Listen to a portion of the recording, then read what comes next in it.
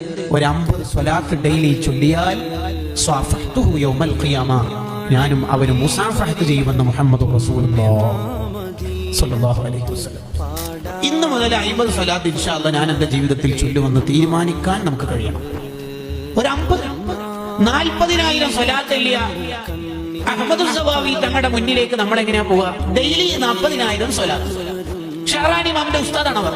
Shahrani ഇമാമിന്റെ മറ്റൊരു ഉസ്താദ് ഡെയിലി 10,000 സ്വലാത്ത്. ഓരോ മാസം കഴിയുമ്പോൾ കോടിക്കണക്കിന് സ്വലാത്ത് പൂർത്തിയാക്കുന്ന അയിമ്മത്തെ കിറാം, അവരുടെ മുന്നിലേക്ക് ഒരു 50 സ്വലാത്ത് പോലും ഇല്ലെങ്കിൽ നമ്മൾ എന്തിനാ കൊള്ള മോഹിനികളെ? നമുക്ക് എല്ലാം തന്നത് മുത്തനബി സല്ലല്ലാഹു അലൈഹി വസല്ലം തങ്ങളുടെ മുഖേനയല്ലേ? അല്ലേ? അതെ.